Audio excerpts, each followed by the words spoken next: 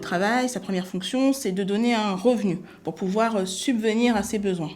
Mais à côté de cela, en effet, le travail, c'est un vrai vecteur d'intégration. Et cela pour deux raisons. Tout d'abord parce que c'est ce qui va créer un lien social. C'est ce qui va permettre à chacun d'interagir avec les autres, ne serait-ce que dans le travail, dans le partage des fonctions, dans la gestion des relations avec les autres. Le fait de se lever tous les matins, d'aller rencontrer d'autres personnes, de travailler avec elles, d'échanger, c'est un facteur d'intégration. Et puis à côté de cela, c'est un facteur aussi pour trouver sa place dans la société. Chaque mission, chaque fonction est utile.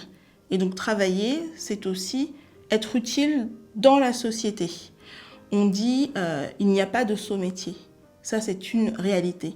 Parce que chacun peut contribuer à l'œuvre collective via le travail. Et c'est ainsi donc qu'on s'intègre aussi dans notre République. Le travail, c'est toujours un élément d'émancipation et d'intégration.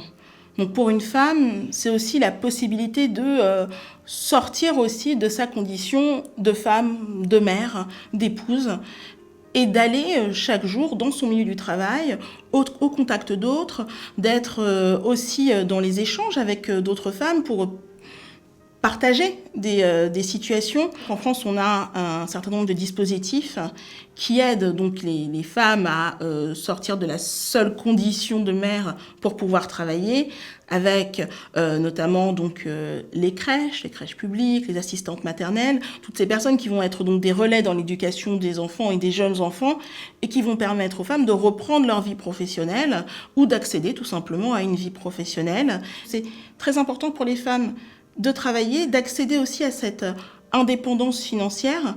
C'est important pour pouvoir, elles aussi, être indépendantes, pour pouvoir ne pas être sous donc la dépendance économique, mais également psychologique, parfois de leur conjoint.